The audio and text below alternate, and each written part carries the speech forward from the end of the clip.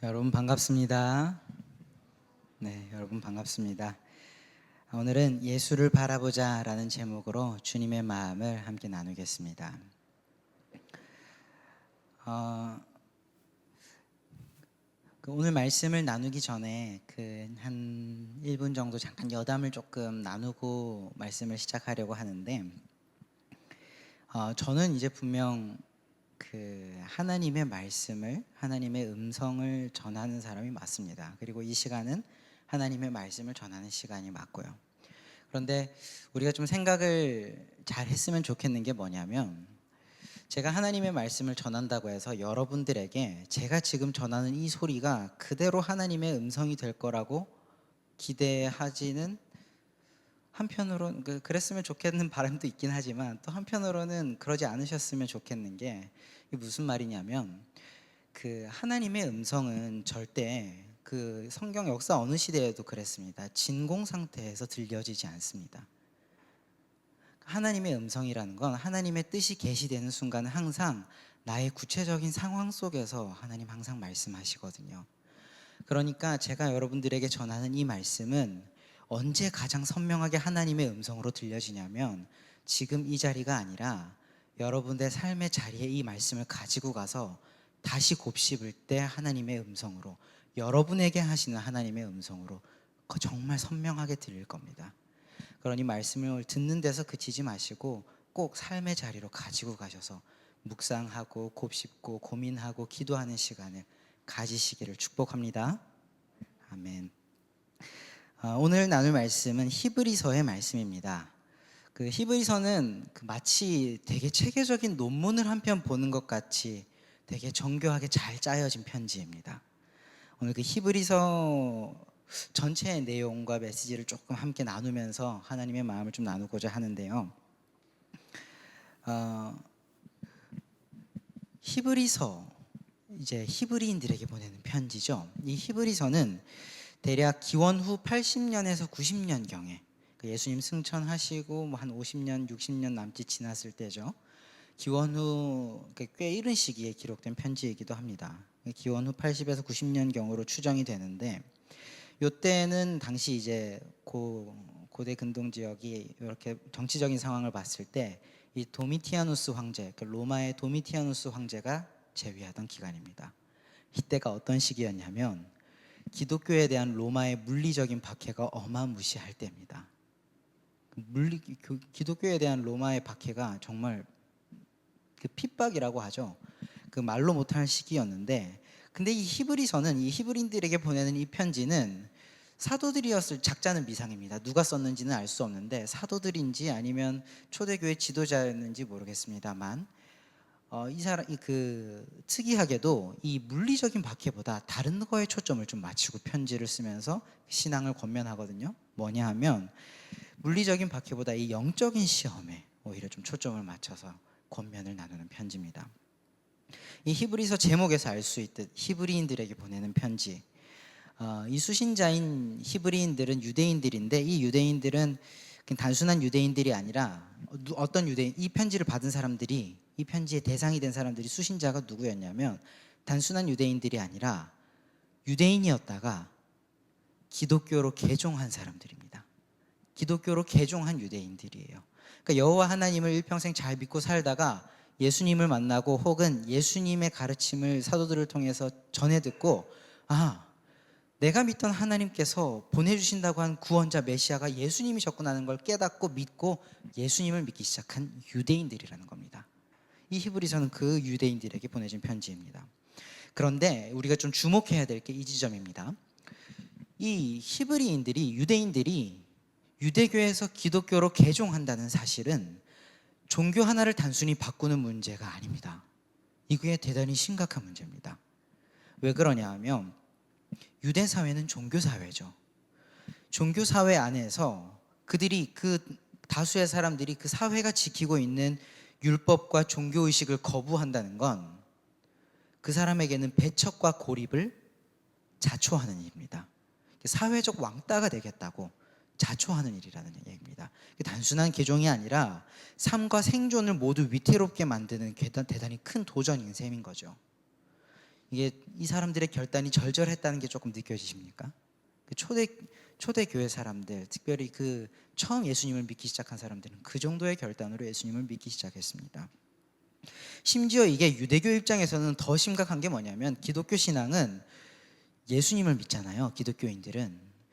유대인들 입장에서는 우리가 삼위일체 신앙, 우리 지지난주에 배웠는데, 유대인들 입장에서는 오직 여호와 하나님만 유일한 하나님이신데, 예수님이 하나님의 아들이라고 하면서 자신이 하나님이라고 말하니, 유대인들 입장에서는, 유대교 입장에서는 예수님을 믿는 이 기독교인들이 다른 신을 믿는, 다른 신을 겸하여 섬기는 우상 숭배자들처럼 보였던 겁니다.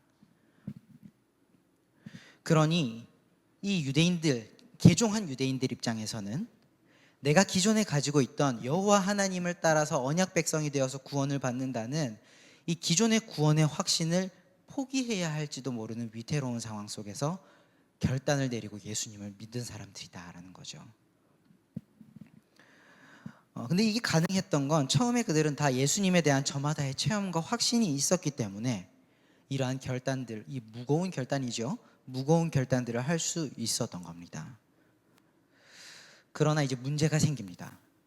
이 히브리서 편지가 쓰여지게 된 계기인데 문제가 생깁니다. 뭐냐면, 시간이 흐르고 예수님께서 재림하시겠다고 약속해 주셨잖아요. 그런데 그 재림이 조금씩 지연된 겁니다. 이 사람, 처음에 예수님을 믿었던 사람들은 정말 내가 죽기 전에 예수님 볼 거라 생각했습니다. 10년 전에 예수님 승천하셨는데 이제 내가 죽기 전엔 예수님 곧 오실 거라고 믿고 살았습니다. 그런데 예수님이, 아니, 사람들이 이제 예수님을 믿었던 이제 예수님의 제자들이라죠. 사도들도 하나 둘 순교하고 죽기 시작하고, 그의 제자들이었던 속사도들도 이렇게 죽기 시작하는데 세대가 거듭되고 있는데 예수님이 오시지 않는 겁니다. 재림이 지연되는 문제가 발생하는 겁니다. 이쯤 되니까 예수님이 살아계신 건 맞는지, 예수님의 약속이 성취되는 건 맞는지, 당연히 사람이니까 어때요? 의구심이 들기 마련이죠. 그래서 다시 유대교로, 예수님을 믿기로 결단했다가 기독교로 개종했다가 예수님 안 오실 수도 있을 것 같은데 라고 이야기하면서 다시 유대교로 돌아가려고 하는 사람들이 생기기 시작한 겁니다. 기독교 신앙을 포기하려고 했고, 예수님을 포기하려고 했고, 복음을 포기하려고 했던 사람들이 이 개종한 유대인들 사이에서, 기독교인 유대인들 사이에서 발생하기 시작한 거죠. 우리의 상황도 사실 크게 다르지가 않습니다. 여전히 예수님께서 오시지 않으셨고, 우리가 분명하게 확신 있게 예수님 다시 오실 것이라고 믿고 살아가고 있지만, 그 예수님께서 다시 오신다는 약속이 지금까지 더디 이루어지고 있는 것처럼 보이는 건 사실입니다. 하나님의 얼굴이 눈에 보이거나 하나님의 음성이 귀에 들리는 것도 아닙니다. 그런 와중에 설상가상 이 세상의 가치와 질서라고 하는 것들은 참 외면하기 힘들 만큼 강력한 힘을 가지고 있어서 우리를 유혹합니다. 예수님께서 가르쳐 주신 대로 사는 것보다는 세상이 알려주는 지혜와 꾀를 따라서 살아가는 게, 악인의 꾀를 따르고 오만한 자들의 자리에 앉는 게 오히려 더 지혜로워 보이는 길처럼 보이기도 합니다. 그리고 또 우리가 매주 당면하는 문제와 상황은 어찌 그리 날마다 새로운지 매뉴얼을 만들 수 없을 지경이지요.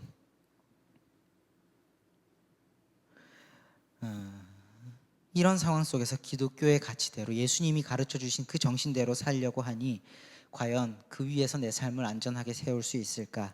희생과 손해만 보다가 결국 좌절하는 건 아닌가라는 인간적인 의구심과 생각이, 불안이 올라오기도 합니다.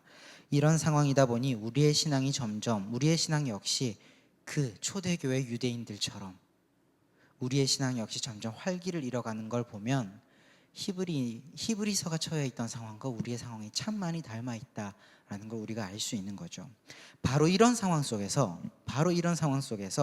신앙을 포기하지 말고 끝까지 지켜라. 유대교로 돌아가서는 안 된다. 세상 많은 사람들이 가는 그 길에 편승해서는 안 된다. 라는 메시지를 전했던 이 말씀이 바로 히브리서입니다. 구체적으로 어떻게 전했는지 오늘 좀 나누려고 하는 건데, 그래서 오늘은 우선은 히브리서가 당시 독자들에게 전했던 이야기를 좀 먼저 나누고, 1차적으로 독자들에게 어떻게 이런 이야기들을 전했는지 좀 자세하게 나눠보고, 그러면 그 말씀들이 오늘 우리 시대에 전하는 메시지가 뭔지도 좀 함께 나아가서 살펴보고자 합니다. 먼저 히브리서가 어떻게 기록되어 있는지 그 내용을 조금 보려고 하는데, 여러분, 히브리서가 풀어야 할 당시의 과제가 두 개가 있었습니다. 하나는 뭐였냐면 유대교 출신의 그리스도인들의 이 불안을 해소시켜 주는 것입니다. 그러니까 지금 여호와 하나님 믿고 살아오다가 그렇게 구원받는다고 확신하고 오다가 예수님 믿고 살아야 진짜 구원 얻겠구나라고 그 결단과 믿음의 신앙의 방향을 바꿨잖아요. 그러니까 기존에 믿던 체계를 포기한 겁니다, 일종의. 그러니 불안하죠. 아, 나 원래 믿었던 건 저건데 혹시 저거면 어쩌지라고 하는 불안이 생기는 거죠. 이게 기독교가 어느 날 갑자기 툭 튀어나와서 완전 여태까지 믿었던 여호와 신앙이랑 완전히 다른 거면 어떡하지? 라는 문제가 있는 겁니다. 그래서 히브리서가 풀어야 할 첫 번째 문제는 이 유대교와 기독교가 완전히 동떨어진 게 아니라 이 두 가지가 연속성이 있다라는 것을 밝혀주는 게 필요했습니다.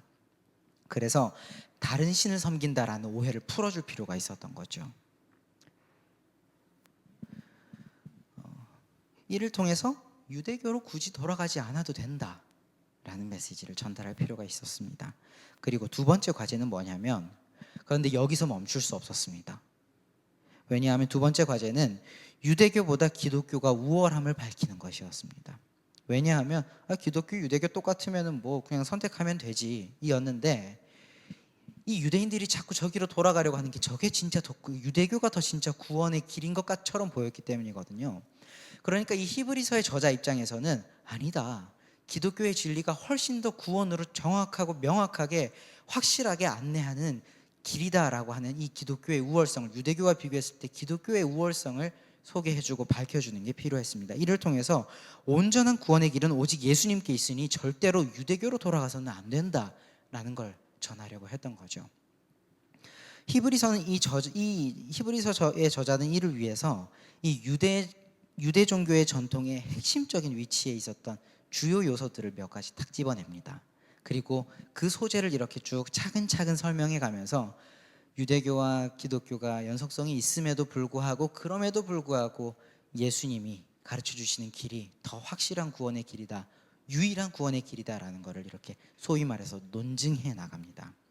그 요소들이 그 유대교에서 되게 중요했던 그 네 가지 요소가 바로 이겁니다. 천사, 그 다음에 모세, 대제사장, 희생제사, 요 정도입니다.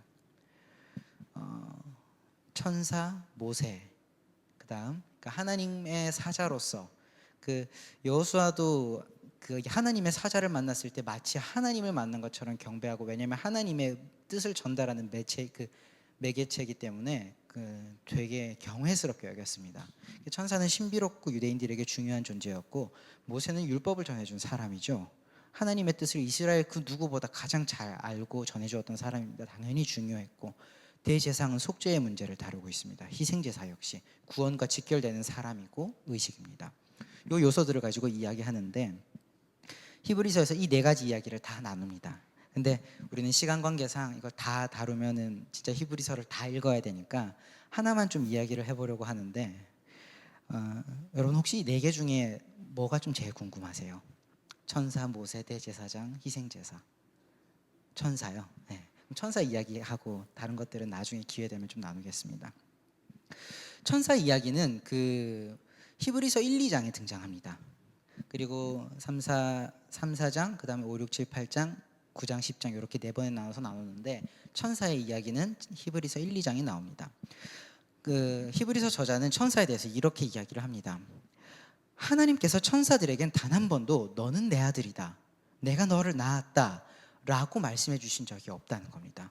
성경 어디를 읽어봐도 천사들에게 대해서는 하나님께서 단 한 번도 내 아들이다, 내가 너를 낳았다, 내가 너를 사랑한다, 내가 너를 용서한다, 너와 나는 특별한 관계다, 내가 너를 버리지 않겠다 라는 등의 말씀을 천사들에겐 단 한 번도 하신 적이 없습니다. 그러나 예수님에게는 너무나 분명하게 말씀하셨던 게, 이는 내 사랑하는 아들이요 내 기뻐하는 자라, 너희는 그의 말을 따르라라고 하늘에서 음성까지 들려주시면서 선포하셨었습니다. 그리고 성경은 심지어 하나님의 아들은 천사를 시종으로 부리신다라는 명확한 증언까지 하고 있다라고 시편 말씀을 인용하면서 히브리서 저자는 이 유대인들에게, 개종한 유대인들에게 설명을 해주고 있습니다. 이 점에서 유대인들이 신비롭게 여기는 천사의 권위와 영광은 예수님의 권위와 영광과 비교했을 때 미치지 못하더라라는 겁니다. 이게 비교할 수 없는 권위와 영광을 예수님께서, 여러분들이 그렇게 중요한 여호수아조차도 무릎을 꿇었던 그 하나님의 천사조차 예수님께 무릎 꿇는 존재다 라고 하는 이야기들을 전하고 있는 거죠. 여기에서 그 히브리서 저자는 또 이렇게 이 풍부한 율법적 배경과 전이해를 가지고 한 가지 의도하는 바가 있는데 뭐냐면, 이 이야기를 통해서 율법을 대하는 유대인들의 태도를 좀 떠올리게 합니다. 율법을 대하는 태도. 천사 얘기했는데 갑자기 왜 율법을 얘기하나 싶죠.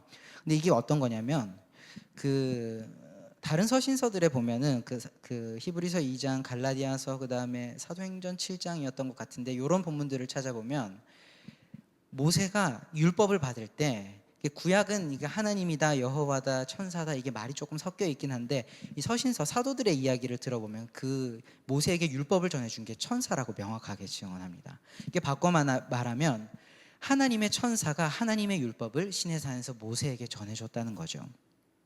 율법은 그러니까 여기서 이제 드러나는 겁니다. 율법은요, 하나님이 직접 말씀하신 게 아닙니다. 천사가 전해준 것임에도 불구하고 유대인들은 이 율법을 목숨처럼 소중하게 생각하고 지키더라라는 겁니다.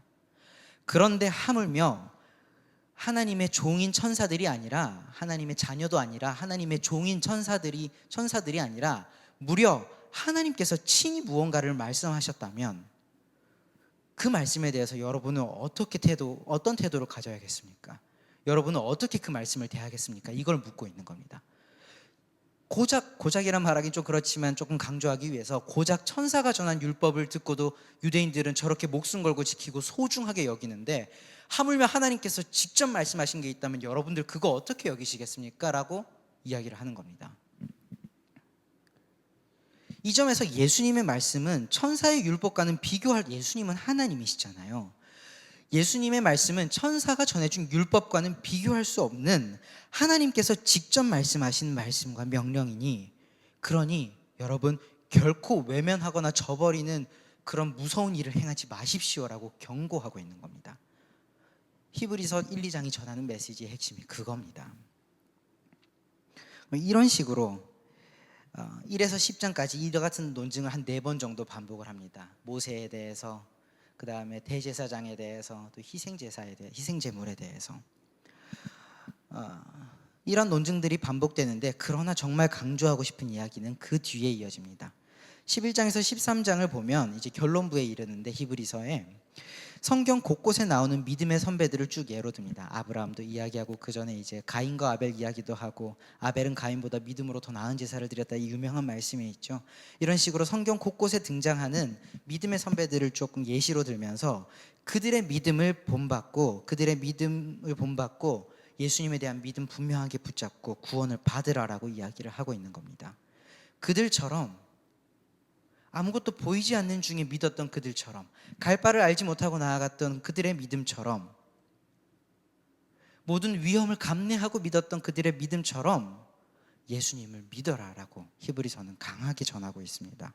예수님에 대한 신앙 저버리지 말고 끝내 지켜서 하나님께서 주시는 영원한 안식에 들어가라라고 권면하고 있는 겁니다. 이게 히브리서가 당시 독자들에게 전하는 메시지였습니다. 사실 이 히브리서를, 그래서 이 히브리서의 메시지와 구조를 알고 읽으면 이 히브리서의 메시지는 읽는 것만으로도 우리의 신앙에 생기를 주고 힘을 줍니다. 다시 회복시켜 주는 것 같습니다. 그래서 우리에게 시선을 잠깐 다시 돌려보려고 하는데, 그런데 그럼에도 불구하고 아마 또 대부분 청년들이 좀 2% 부족하다는 걸 느끼실지도 모르겠습니다. 여러분, 그 2% 부족한 게 뭔지 아십니까? 그러니까 이 히브리서 저자의 이 논증들이 되게 설득력이 있고 와닿거든요. 그런데 아마 당시 독자들만큼 공감이 되시진 않을 겁니다.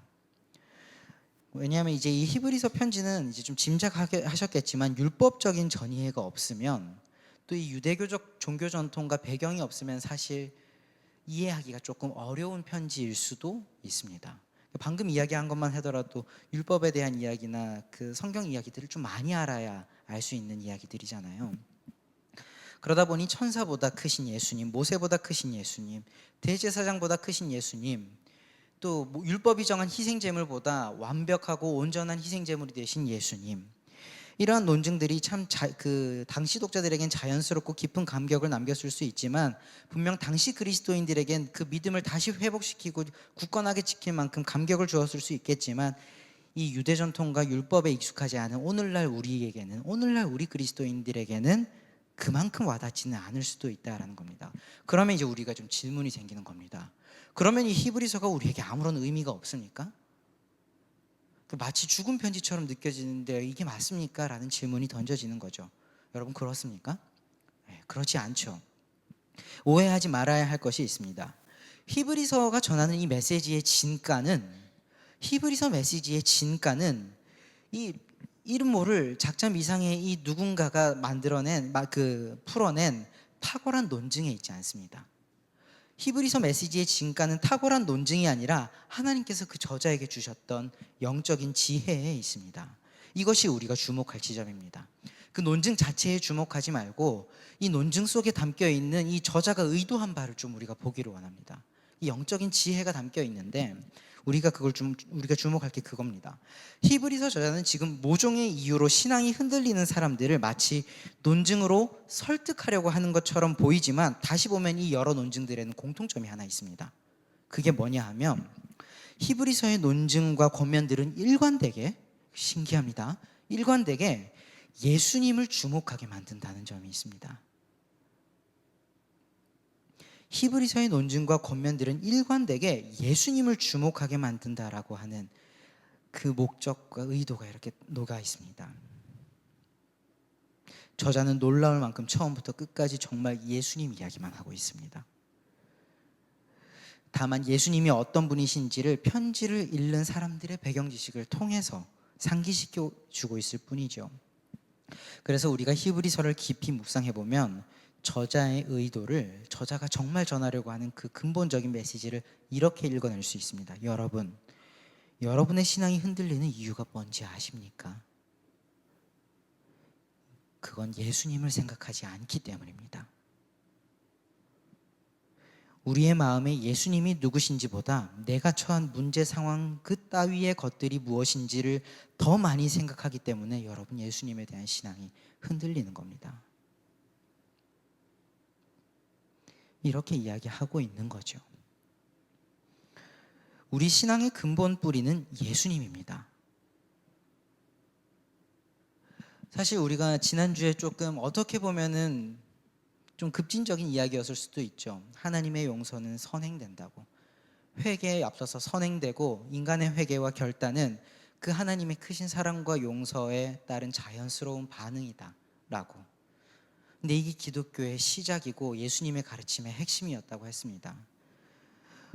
오늘도 그 비슷한 이야기를 하는데, 사실 여러분, 주일 성수가 참 중요하고 세례가 참 중요하고 설교가 참 중요합니다. 신앙을 지켜주는 대단히 중요한 울타리가 되고 근본적인 뿌리가 되는 것처럼 보일 수 있습니다만, 여러분, 사실 그건 다 종교의식이지 않습니까? 종교의식은 기독교의 본질이 아닙니다. 우리 기독교의 진짜 본질은 예수님입니다. 예수님을 만나기 위해 이 종교의식들이 부수적이고 유용한 도구로 필요한 것이지, 이걸 가지고도 예수님을 만날 수 없다면 할래든 무할래든 그건 다 무의미한 겁니다. 그러나 예수님을 만날 수 있다면 이 모든 것들은 초월할 수 있는 것들입니다.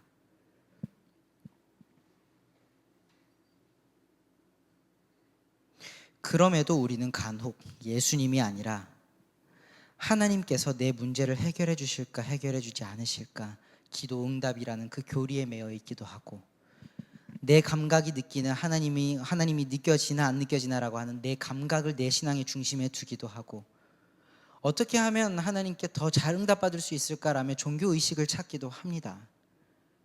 우리 신앙의 중심에, 우리 신앙생활의 중심에 뭔가 잘못된 자리가 지금 위치해 있다라는 겁니다.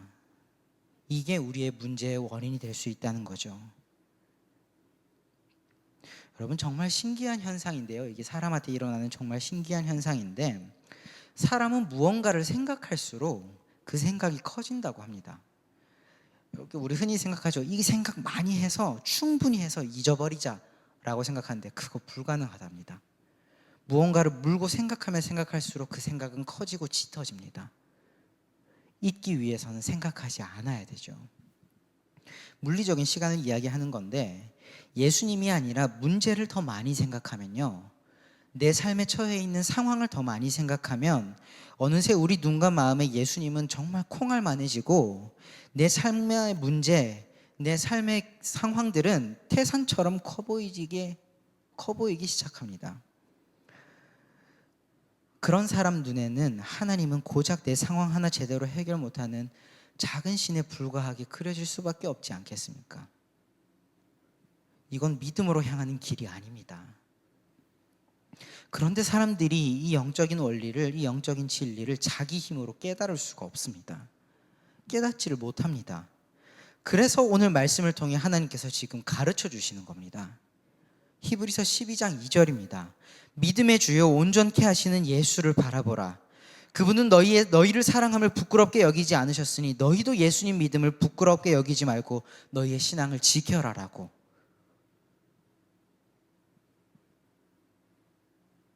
저는 이 말씀이 히브리서 전체 메시지를 가장 잘 함축하고 있는 핵심 구절이라 생각합니다. 믿음의 주요 온전케 하시는 예수를 바라보자. 그분은 너희를 사랑함을 부끄럽게 여기지 않으셨으니 너희도 그 믿음을 지킴을 부끄럽게 여기지 말고 신앙을 지켜라 라고 하는 이 말씀 말입니다. 그렇습니다. 우리는 예수님을 생각해야 됩니다. 예수님이 어떤 존재인지, 사람이신지 신이신지, 어떤 말씀을 하셨는지, 이런 상황 저런 상황에서는 어떻게 반응하셨던 분이신지, 예수님은 뭘 원하시는 분이신지, 어떤 마음을 가지고 계신 분이신지, 우리는 그거를 날마다 생각해야 됩니다. 예수님을 날마다 생각하고 바라보아야 됩니다. 예수님 바라보다, 예수님 생각하다, 예수님 만나다 다 같은 말입니다. 문제를 풀 수 있는 해결책은 여러분 문제 속에 있지 않습니다. 우리 고민 속에 있지 않습니다. 예수님을 생각하는 가운데 숨겨져 있습니다. 하나님께서 우리의 인생의 문제를 풀 수 있는 지혜의 열쇠를 예수님을 생각하는 그 고민 속에, 그 묵상 속에, 그 영적인 시간 속에 감추어 두셨습니다. 여러분, 그거를 찾아낼 수 있기를 축복합니다. 말씀을 맺겠습니다. 히브리서를 받았던 당시 성도들이 겪었던 신앙의 흔들림은 오늘 우리의 상황과 사실 크게 다르지 않습니다. 현실의 무게, 반복되는 문제, 신앙적 확신의 약화는 우리 모두가 마주하는 고민이고 문제입니다.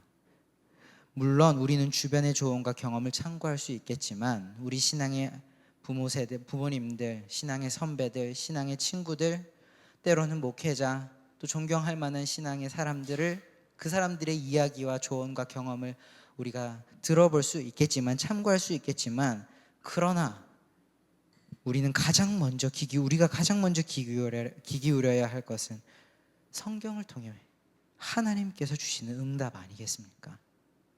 그 신앙의 지혜로운 탁월한 지혜의 조언들도 다 이 성경에서 비롯된 거 아니겠습니까?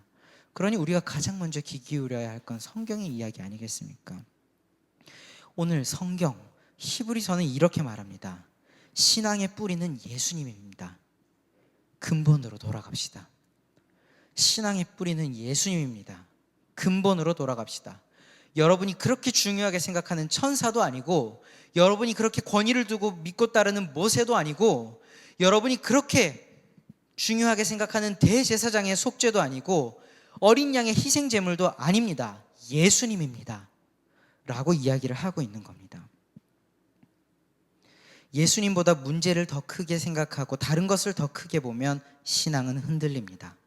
그러나 하나님은 우리 문제보다 크시며 우리의 그 어떤 종교의식이나 제도보다도 더 큰 능력을 가지고 계십니다. 성례가, 그 성찬이 우리에게 그 놀라운 능력을 보여준다라고 많이 고백합니다. 그러나 하나님께서 그 성례에 갇히시겠습니까? 성찬을 통해 우리에게 보여주시는, 체험케 해주시는 그 능력이 성찬 없이는 못하시는 분입니까? 아니지 않습니까? 하나님은 우리가 가진 그 어떤 종교의식보다 더 큰 능력을 가진 분이시고, 하나님은 우리가 고민하는 그 어떤 문제보다 더 큰 지혜와 방법을 가지고 계신 분이십니다. 우리가 아등바등하는 그 모든 일들이 하나님이라고 하는 그릇에 담아볼 때 사소하다 여겨질 만큼 작게 느껴질 겁니다. 그러므로 우리는 살아가면서 마주하는 수많은 상황과 두려움 앞에서 한 가지 질문을 꼭 기억했으면 좋겠습니다. 이 한마디를 우리가 꼭 기억했으면 좋겠습니다. 바로 예수님은 누구신가? 라는 질문입니다. 예수님은 누구신가? 문제와 상황이 닥칠 때 이 질문을 던지는 건 좀 동떨어진 질문처럼 느껴질 수도 있을지 모르겠습니다만 오히려 가장 지혜롭고 정확한 질문입니다. 예수님은 누구신가라는 이 질문을 스스로에게 던지시기 바랍니다. 그리고 잠시만이라도, 한 5분만이라도 고요한 시간 내셔서 모든 소리, 주변의 잡념들을 다 물리치시고 소음들을 다 물리치셔서 이 질문에 진지하게 대답해 보셨으면 좋겠습니다. 예수님은 누구신가? 이 질문에 진지하게 여러분 나름대로 그 상황 안에서 대답해 보셨으면 좋겠습니다. 여러분이 무엇을 해야 할지는 그 대답 속에 있을 겁니다. 예수님을 아는 만큼 여러분의 삶은 새로운 시선을 얻게 될 겁니다. 여러분이 예수님을 아는 만큼, 예수님을 이만큼 아는 사람들은 이만큼의 지혜를 가져갈 겁니다. 예수님을 이만큼 아는 사람들은 그만큼의 새로운 시선과 하나님의 지혜를 가지고 삶을 살게 될 겁니다. 예수님을 얼만큼 아느냐가 승부의 관건입니다. 인생의 승부를 결판내는 관건이 될 겁니다. 다시 한번, 예수님을 아는 만큼 여러분의 삶은 새로운 시선을 얻게 될 겁니다. 그리고 우리의 상식을 뛰어넘는 놀라운 대답을 여러분들은 얻으면서 살게 되실 겁니다. 그러니 예수님을 아는 일에 시간을 쓰는 일을, 말씀을 묵상하는 시간을 다른 모든 시간보다 아끼지 않고 우선순위에 두시기를 축복하고 바랍니다. 말씀을 묵상하며 예수님을 더 깊이 알아가는 일에 인생을 투자한다면 여러분, 흔들리지 않는 신앙의 뿌리와 삶의 선한 열매들을 얻으실 겁니다. 확신합니다. 조금 구체적인 제안을 드리자면, 여러분 삶의 문제를 당면할 때 혹시 에어팟이나 이런 거 있으면 노이즈 캔슬링 좀 하셔가지고 주변의 소리들 잠깐 좀 걷어 보십시오. 그리고 고요한 가운데 이 질문 딱 던져보는 겁니다. 예수님은 나에게 어떤 분이신가? 예수님은 내게 누구신가? 내가 만난 예수님은 누구인가?